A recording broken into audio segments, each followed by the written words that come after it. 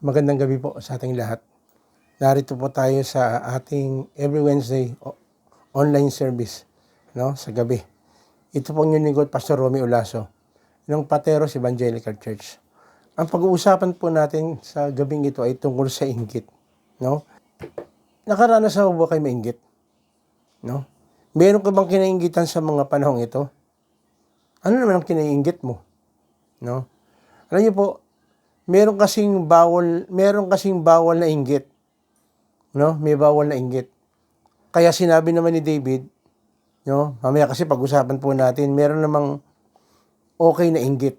No? Pag-usapan natin man. Pero dito muna tayo. Meron kasi tayong tinatawag na bawal na inggit. Kaya naman sinabi ni David, awit 37:1, huwag kang mabalisa dahil sa masama. Huwag mong kainggitan, liko nilang gawa. Pero bago tayo pumalaot, hingi po tayo ng tulong sa ating Diyos na kahit kailan hindi nainggit kanino man. Dahil kasi siya ang Diyos, makapangyarihan. Tayo manalangin, tayo pumikit. Panginoon, maraming salamat. Dahil ikaw ay isang Diyos na patuloy na nagbibigay lahat ng aming pangangailangan, na patuloy na nagbibigay ng karunungan at kaalaman. Salamat, Panginoon, dahil ikaw ay isang Diyos na kahit kailan hindi naging madamot. Dahil walang kahit na anumang klase ng inggit sa iyong puso. Kaya samahan mo po kami, paunawan po sa amin ang tungkol sa mensahe ito sa tinatawag na bawal na inggit. Sa pangalan ni Jesus, ito pong aming samat na langin. Amen.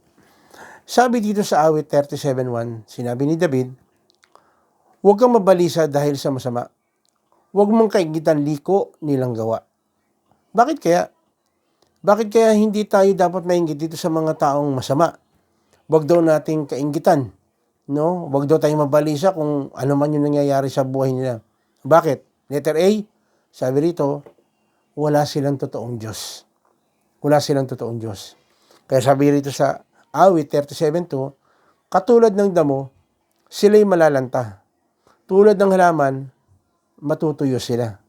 So, ibig sabihin, lahat ng masamang tao ay mawawala, mapaparam, matutuyo. Pero, ito maganda, mabuting balita. Pero, kapag mabuting tao tayo, ito naman ang sinabi. Awit 1:1-4, mapalad ang taong hindi nakikinig sa payo ng masama at hindi sumusunod sa masama nilang halimbawa. Hindi siya nakikisama sa mga kumukutya at hindi nakikisangkot sa gawaing masama. Sa halip, kasiyahan niyang sumunod sa kautusan ni Yahweh. Binubulay niya ito araw at gabi. Katulad niya punong kahoy sa tabi ng isang batisan. Laging sariwa ang dahon at namumunga sa takdang panahon. Ano man ang kanyang gawin, siya'y magtatagumpay. Hindi gayon ng sino mang gumagawa ng masama. Ito ay tulad ng iba, hangin ang siyang nagtatangay. So ito po ang isa sa mga dahilan kung bakit hindi tayo dapat mainggit sa mga tao na masama ang ginagawa, pero parang nakikita mo parang umuunlad, gumaganda ang buhay. Bakit? May hangganan sila. May hangganan yung kanilang pagiging kung ano yung meron sila. No? At hindi siya nasisiyang sumunod sa kautusan ni Yahweh, bagkus ang mga totoong mabuting tao ay sumusunod at pinagbubulay-bulayan araw at gabi. Katulad niya punong kahoy. Ibig sabihin palaging namumunga. No? Kaya nga, ito yung palagi kong sinasabi sa simbahan kumisan. Na dapat, kapag tayo ay tumatanda sa Panginoon, nag-i-improve tayo. Hindi kagaya sa mundo, di ba? Pag tumatanda ka, anong tawag sa'yo? Tumatanda kang paurong. Pero sa pagiging mabuting tao, dapat pumapaano tayo. Hindi tayo umuurong, kundi bagkas umaabante tayo. Bakit? Kasi kasama natin si Lord No? Sariwa, mamumunga sa takdang panahon, at anumang gawin natin, tayo magtatagumpay. As long po na ang ginagawa natin sa kalooban ng Diyos. Hindi, sabi niya rito sa verse 4, hindi gayon ng sino mang masama. No? Bagkos, tayo raw mga mananampalataya, tayo raw may banal na takot kay Lord, ay pagpapalain niya. May extension ng buhay. Walang hangganan. No? Pangalawa, bakit di tayo dapat mainggit? Una, wala naman silang totoong Diyos eh. Pangalawa, merong Diyos na kaaliwan natin. Ito maganda. Pag nandun ka sa totoong Diyos, ito merong kaaliwan. Sabi sa awit 37:3, umasa ka sa Diyos, ang mabuti gawin at manahan kang ligtas sa lupain. So, kapag umasa pala tayo sa Diyos, ginawa natin ng mabuti, mananahan tayong ligtas sa lupain. Kaya nga po dumarating yung time, magugulat ka eh. Nandun ka sa lugar na sinasabi nila magulo, pero bakit tayo parang at least lang tayo, hindi tayo natatakot, hindi tayo natataranta. Kasi alam natin kasama natin si Lord eh. No? Aaliwin tayo ng Lord. Ano man yung ating kalalagayan sa panahon ito, aaliwin tayo ng Diyos. Sabi dito sa Deuteronomy 30:19-20, saksi ko ang langit at ang lupa na ngayon inilalahad ko sa inyo ang buhay o kamatayan. Ito yung paalis na po si Moses. Sinasabi niya yung mga pwedeng mangyari. You know? Inilalahad ko sa inyo ang buhay o kamatayan at ang pagpapala o sumpa. Kaya't piliin ninyo ang buhay para kayo at ang inyong lahi ay mabuhay ng matagal. No? Ang pagkakaroon po ng maayos na buhay is a matter of choice. Susunod ka ba sa Lord o lalaban ka sa kanyang kalooban? Pero sana piliin natin ang sumunod. Kaya sinabi niya rito sa Deuteronomy 30:20, ibigin ninyo si Yahweh, sundin siya at manatiling tapat sa kanya upang kayo at ang inyong saring lahi ay mabuhay ng matagal sa lupaing pinangako niya sa ninuno ninyong sina Abraham, Isaac at Jacob. So again, ang pagsunod kay Lord, ito po ang isang napakaganda eh. Yung extension ng blessing, hindi matatapos sa atin. Pati yung saling lahi, yung anak ko, yung apo ko, yung anak ng apo ko, magpapatuloy ito. Magpapatuloy. No? Ibig sabihin, lahat tayo, hindi matitigil yung pagpapala sa akin. Yung ibibigay na pagpapala ng Lord, only, tuloy-tuloy. Ang kailangan lang, siyempre, ipasa natin doon sa mga susunod na henerasyon na ibigin nila si Lord, sundin at manatiling tapat sa Kanya upang pagpalain ng ating Panginoon. No? Kaya sinabi niya rin dito sa awit 37:4, kayaw mo hanapin ang kaligayahan at ang pangarap mo'y iyong makakamtan. So kapag hiningi natin kay Lord, no, hinanap natin ang kaligayahan sa Kanya, magugulat tayo, yung lahat ng mga gusto natin, teka, ano nga ba yung pangarap natin sa buhay? Hindi ba isa sa pangarap natin maging malakas tayo? Ibibigay ng Lord yan. Di ba isa sa mga pangarap natin is magkaroon tayo ng maayos na pamilya? Ibibigay ng Lord yan.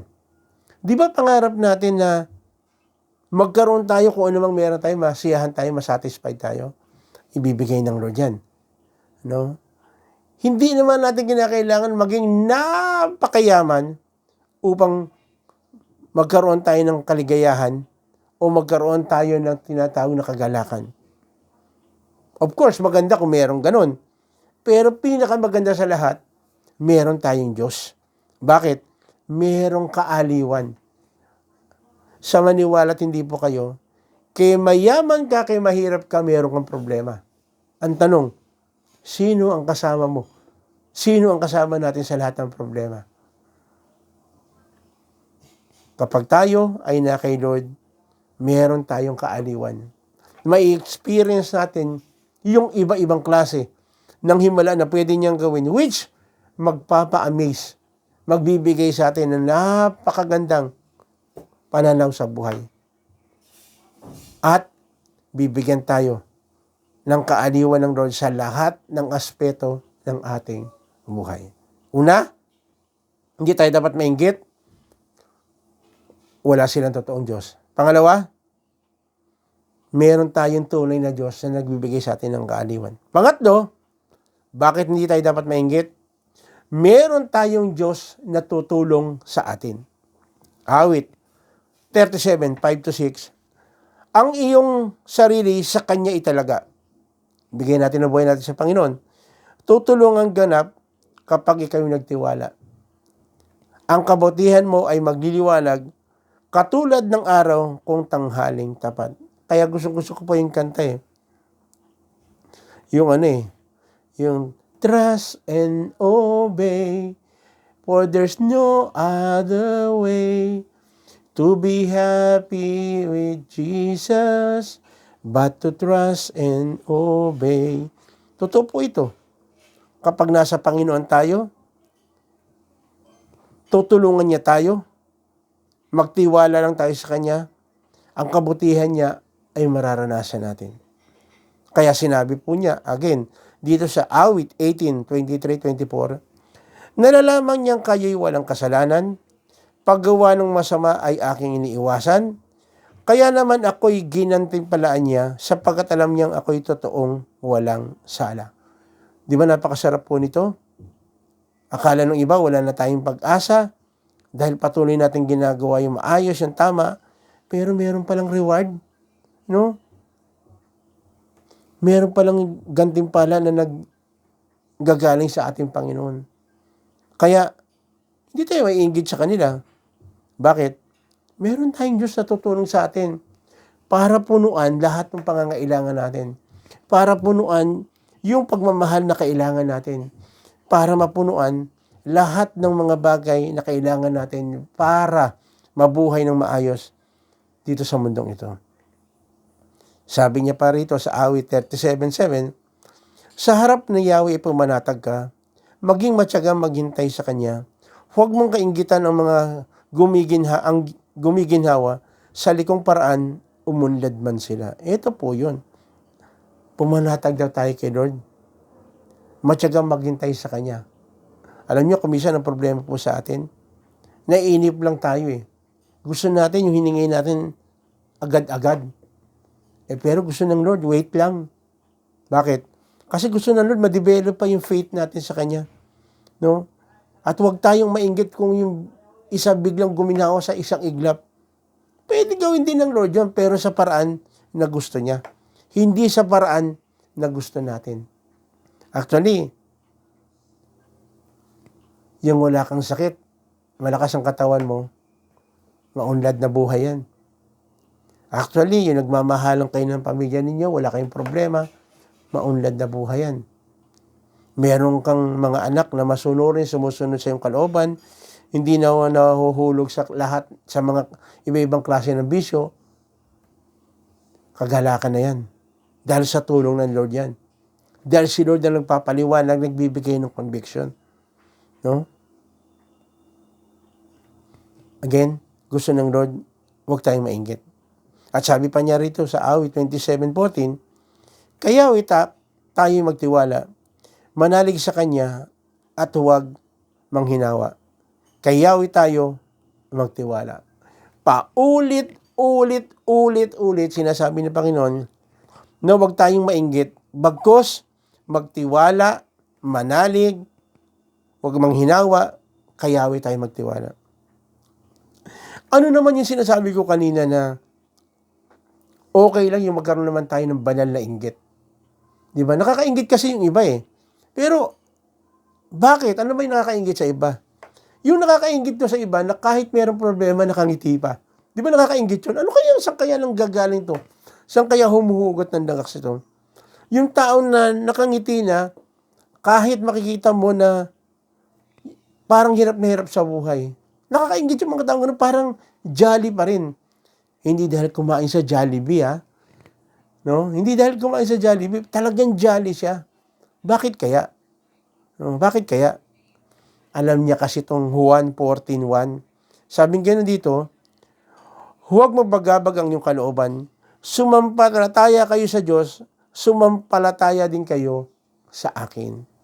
Yung pala, hindi natin kailangan mabahala, hindi natin kailangan mataranta. Sumampalataya lang tayo sa ating Panginoon, siya ang gagabay at tutulong sa atin.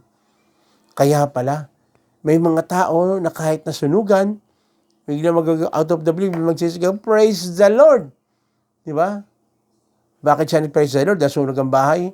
Hindi yun. Ang praise the Lord niya kasi nasunog yung bahay niya, hindi naman nasunog yung katawan niya. Yeah?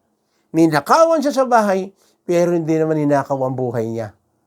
Hindi ba kailangan magpasalamat tayo kay Lord?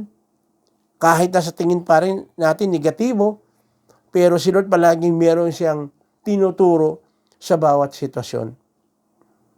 Pero, itong taong ito na sinasabi niya sa 14:1, huwag mabagabag ang iyong kalooban, sumampalataya kayo sa Diyos, sumampalataya din kayo sa akin. Hindi po ito head knowledge lang. Nangyayari ito kapag tayo totoong sumampalataya sa ating Panginoon. Paano ba yung pagsampalataya? Sabi sa Juan 3:16, sapagkat gayon na lamang ang pag-ibig ng Diyos ang katauhan, kaya't ibinigay niya ang kanyang kaisa-isang anak, upang ang sinumang sumampalataya sa kanya hindi mapahamak, kundi magkaroon ng buhay na walang hanggan.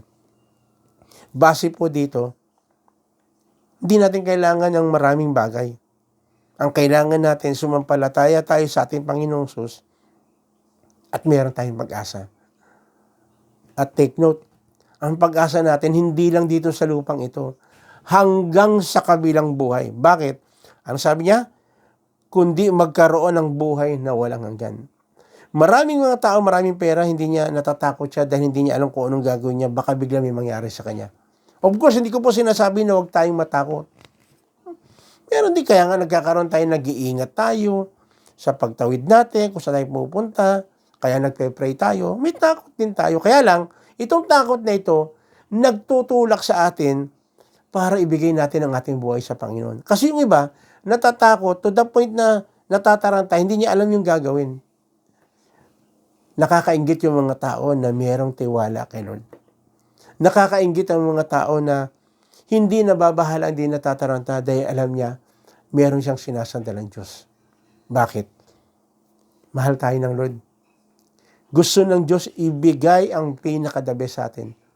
At ang pinaka-the best para sa atin ay yung magkaroon tayo ng kaugnayan at tanggapin natin ang ating Panginoong Hesus bilang tagapagligtas at Panginoon. Sa gabing ito, kaibigan, kapatid, mapalad ka dahil nakapanood ka ng ganitong gawain. At ito ang isa sa mga gusto ng Diyos. Mawala ang lahat ng inggit natin sa hindi magandang bagay. Pagkos kung meron man tayong kainggitan, mainggit tayo sa mga tao na ang buhay ay maayos, namumuhay ng maayos, at nananalig at sumasampalataya sa ating Panginoon. Kaya ako po'y mananalangin ng isang pagtanggap, pagbibigay ng buhay natin sa ating Panginoon para yung mga tao na tinitingnan natin na ang ganda-ganda ng pananaw sa buhay, ang ganda-ganda ng aura sa buhay, ito ay mangyayari lamang dahil meron siyang kapanatagan sa piling ng ating Panginoon. At take note, kagaya ng sinabi ko kanina, hindi lang dito, hanggang sa kabilang buhay. Hindi siya natatakot. Bakit? Alam niya na siya ay nasa kamay ng ating Panginoon. Kapatid, gusto mo rin bang mangyari ito sa iyo? Na magkaroon ka ng katiyakan ng buhay? Nakakainggit ito. Nakakainggit na meron siyang katiyakan ng buhay na walang hanggan. At ito'y matatagpuan sa ating Panginoon. Kaya anyayahan kita, sumunod ka sa panalangin na aking gagawin, ariin mo na sarili mong panalangin, ang panalangin ito na nanggagaling sa iyong puso. Tayo pumikit, tayo manalangin. Panginoong Sus, maraming salamat dahil ikaw ang Diyos na muli nangusap sa pamamagitan po ng iyong mga salita. Patawad po, Panginoon, na maraming pagkakataon na ako'y naiinggit sa mga tao na parang walang problema sa buhay, sagana sa lahat ng bagay, pero sa totoo lang, may mga mali na ginagawa sa buhay. Patawarin po niyo ako na kumisan iniisip ko sana ganon din ako. Pero mas maganda, Panginoon, ang mas nakakainggit, yung merong katiyakan ng buhay, yung merong kaayusan ng buhay, yung merong peace of mind sa buhay. Kaya sa mga sa Panginoon, ako po'y sumasampalataya at tinatanggap mo kita bilang sariling Panginoon at tagapagligtas. Ikaw na po ang gumawa, magpatakbo ng aking buhay. Salamat po. Salamat po. Kapatid, isa sa mga magandang bagay na nakainggit na malaman natin, nung tinanggap natin at sumampalataya tayo sa ating Panginoon, tayo ituturing na anak ng Diyos. Ayon sa Juan 1:12. At sa mga oras to, dahil tayo ay tumanggap at sumampalataya, tayo ay tinuring na anak ng Diyos. At bilang anak, mayroon tayong karapatan na lumapit, dumulog sa harapan ng ating Panginoon. Dahil meron tayong totoong Diyos na ating pinaniniwalaan. Kaya sa mga oras to, kapatid, di ko alam, baka meron kang physical na karamdaman sa mga panahong ito. Pwede kang humingi ng kagalingan. Isa yan sa mga pangako ng Diyos sa atin.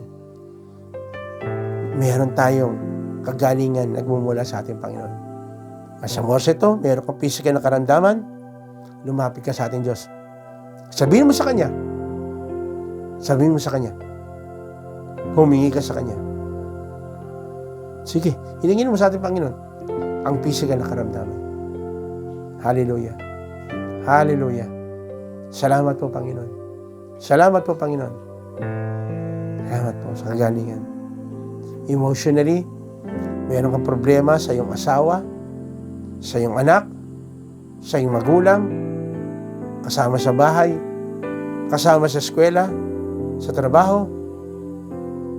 Ito yung pagkakataon. Sige, sabi mo sa ating Panginoon na maayos yung relationship natin sa mga taong ito. Bigyan tayo ng Lord na mababang kalooban. Matuto tayo magpatawad, matuto rin tayo humingi ng tawad. Dahil alam po natin, alam po namin, Panginoon, Ikaw lang pwede mag-ayos ng aming puso at aming isip. Sa mga oras ito, kapatid, mayroong mga bagay na umahadlang para totoong makasamba ka kay Lord. Ito yung pagkakataon, sabi mo sa ating Panginoon, ano yung problema nagiging hadlang? Hindi gusto ng Lord na tayo maging alipin na anumang gawa ng kalaban o tanikala na umupulupot sa atin para hindi tayo totoong makasamba. Alisin ng Lord yung pagkakaroon natin ng indulgence sa lahat ng klase ng bisyo. Makalaya tayo sa lahat ng klase ng bisyo. Makalaya tayo sa idolatry, witchcraft, horoscope, tradition. Ang gusto ng Lord, tanging siya lang ang pagsisilbihan natin. Mga oras ito, financially, nahihirapan ka. Hindi design ng Lord yan. Ang gusto ng Lord, pagpalain tayo. Hindi ka lahat ng ating pangangailangan. Sabihin mo sa ating Panginoon kung ano yung pangangailangan mo, financial. Bigyan tayo ng Lord ng knowledge at wisdom kung paano natin gagamitin ng tama yung mga resources na binigay sa atin. Bigyan tayo ng Panginoon ng trabaho na makapagsusupply ng ating pangangailangan. Tandaan natin si Lord na nagmamayari ng buong mundo, lahat ng laman dito, walang imposible kay Lord. Hilingin natin na magkaroon tayo ng work na hindi magiging hadlang sa patuloy natin paglapit at pagsamba sa ating Panginoon. Hallelujah. Hallelujah. Muli, kung mayroon tayong kapatid, nagdiriyaw ng kanilang kaarawan o anniversary ng kanilang kasal, pagpalain tayo ng ating Panginoon. Pasalamat tayo sa Panginoon sa extension ng buhay na binigay sa atin. Pasalamat tayo kay Lord sa extension ng pagsasama ng mag-asawa na binigay ng Diyos. Hallelujah. Hallelujah. Kaya na rin, Panginoon, tinataas po namin ang aming bansang Pilipinas. Alam niyo po na kami po ay na medyo may kaba rin dahil gera-gera na iba-ibang bansa at palapit ng palapit dito sa bansang Pilipinas. Kaya kami po, Lord, ay naniniwala kung sino ngayon may worship, kami naman po ay mayroong worship para sa inyo. Ibig sabihin, Panginoon, di kami matatakot, di kami mababahala dahil ikaw ang aming protection. Hindi kami maiinggit sa iba na ang dami ng mga superpower na kung ano-ano mga pambomba, panglaban, pampatay ng tao. Kasi meron kaming mga gamit. Ito nga po, Panginoon, meron kaming kamay na pwedeng itaas sa inyo. Meron kaming labi na pwedeng magpuri sa inyo, magpasalamat. At meron kaming mata na pwedeng basahin ang inyong salita na magdadaan sa amin, na magiging daan para kami ay magkaroon ng totoo na kalakasan at encouragement na galing po sa inyo. Muli, Panginoon, tinataas din po namin ng aming mga leaders. Ang aming mga leaders. Lahat ng mga leaders namin, magmula kay Cesar Castellanos, siya at ang kanyang buong pamilya, ang kanyang ministry. Bishop Oriel, pati na rin po ang buong kanyang pamilya, pati na rin po ang ministry. Salamat po sa kanyang pagbibigay po ng kanyang oras para sa amin. Kaya na rin po kay Pastor Plibert, pati buong kanyang pamilya, pagpalain po ninyo. Kaya na rin po ang Pastor Popeng, pati ang kanyang buong pamilya, na siyang nagme-mentor sa amin, pagpalain po ninyo, Panginoon. Sa gabing ito, Panginoon, maraming salamat dahil binigyan niyo kami ng pagkakataon para pag-aralan ng inyong salita. Salamat dahil meron kami pangahawakan na hindi kami dapat ma-engage sa anumang bagay, lalo at ito hindi nanggaling sa inyong mga salita. Pagkos kainggitan namin yung mga tao na totoo na binigay ang buhay sa inyo, na nakaranas ng mga magagandang bagay na galing sa inyo. Which itong inggit na ito magtutulak sa amin para mas lalo namin pag-aralan ng inyong mga salita, maging daan ito para lalo namin kayo makilala. Maraming salamat. Sa gabi ito, muli alam po namin, pinalakas mo na naman ang aming spirito, nagbigay encouragement sa amin ang iyong salita, at naniniwala pa kami, Panginoon, na lahat ng bagay na hiniling namin sa iyo ay ibibigay mo. Pagpalain mo rin, Panginoon, bansang Israel, dahil ikaw mismo nagsabi, ang sino mang magpala sa Israel ay iyong pagpapalain. Kaya muli, Panginoon, itataas, nagpapasalamat kami dahil sa pagdugon mo sa aming kahilingang ito, kasi ang lahat ng ito, hinihingi po namin sa pangalan ng aming Panginoong Sus. Lahat po tayo ay magsabi ng Amen.